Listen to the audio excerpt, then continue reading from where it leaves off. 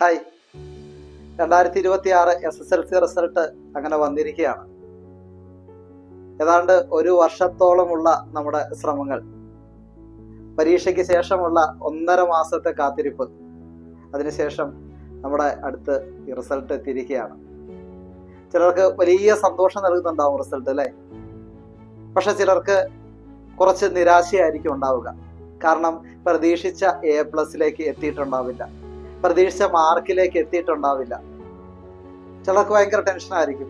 അച്ഛനോട് എന്തു പറയും, അമ്മയോട് എന്തു പറയും, ബന്ധുക്കാരോട് എന്തു പറയും, എൻ്റെ കൂട്ടുകാരെക്കാൾ മാർക്ക് എനിക്ക് കുറഞ്ഞു പോയല്ലോ എന്നുള്ള ചിന്തകളൊക്കെ ഉണ്ടാവും.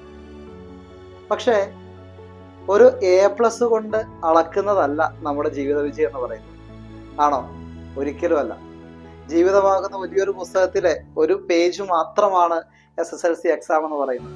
നമ്മൾ ആദ്യമായിട്ട് എഴുതാൻ പോയ ഒരു പബ്ലിക് എക്സാം, അത്രമാത്രമേ ഉള്ളൂ.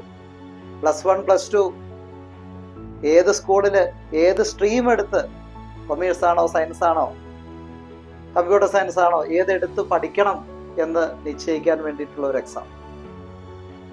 നിങ്ങൾക്ക് കിട്ടിയിരിക്കുന്ന ഈ റിസൾട്ട് എന്ന് പറയുന്നത് നിങ്ങളുടെ കഷ്ടപ്പാടിന്റെ റിസൾട്ടാണ്. നിങ്ങൾ ആ ഒരു വർഷം നന്നായിട്ട് ശ്രമിച്ചതിന്റെ റിസൾട്ടാണ്. തീർച്ചയായിട്ടും അതിനകത്ത് A+ന്റെ എണ്ണം കൊണ്ട് നിങ്ങൾ അതിനെ തൂക്കി നോക്കരുത്. കാരണം നിങ്ങൾ കഷ്ടപ്പെട്ടതിന്റെ റിസൾട്ടാണ് നിങ്ങളുടെ മുമ്പിൽ ഇരിക്കുന്നത്. അത് എന്ത് തന്നെയാണെങ്കിലും 2 കൈ നീട്ടി സ്വീകരിക്കണം. കുറച്ചു മുമ്പ് ഞാൻ പറഞ്ഞ പോലെ ഇതല്ല നിങ്ങളുടെ ജീവിത വിജയം ഇല്ലെങ്കിൽ ജീവിത വഴി നിശ്ചയിക്കുന്നത്. അതുപോലെ തന്നെ മാതാപിതാക്കളോടും, അയൽവക്കത്തുള്ള കുട്ടിയുടെ മാർക്ക് കൂടുതൽ കണ്ടിട്ടോ, ബന്ധുക്കാരുടെ മാർക്ക് കൂടുതൽ കണ്ടിട്ടോ ഒരിക്കലും മക്കളെ കമ്പയർ ചെയ്യരുത്. ഇത് കമ്പയർ ചെയ്യാനുള്ള ഒരു അവസരമല്ല. തീർച്ചയായും നിങ്ങൾ അവരെ ചേർത്ത് പിടിക്കണം. കാരണം നിങ്ങളുടെ മക്കൾ നന്നായിട്ട് ശ്രമിച്ചിട്ടുണ്ട്, അവർ നന്നായിട്ട് പരീക്ഷ എഴുതിയിട്ടുണ്ട്, അവരുടെ കഴിവിനനുസരിച്ചുള്ള ശ്രമങ്ങൾ അവർ നടത്തിയിട്ടുണ്ട്. അതിന്റെ റിസൾട്ടാണ് അവർക്ക് കിട്ടിയിരിക്കുന്നത്. അതുകൊണ്ട് ഈ അവസരം അവരെ പഴിക്കാനുള്ളതല്ല. മാർക്ക് കുറഞ്ഞു പോയി കഴിഞ്ഞാൽ അവരെ ചേർത്ത് നിർത്താനുള്ളതാണ്. ഞാൻ നിങ്ങളുടെ കൂടെ ഉണ്ട് എന്ന് പറഞ്ഞിട്ട് ഓരോ അച്ഛനും അമ്മയും സ്വന്തം മോനെ മകളെ കൂടെ നിർത്തണം. അവർക്ക് നിങ്ങളാണ് ഏറ്റവും വലിയ താങ്ങ്.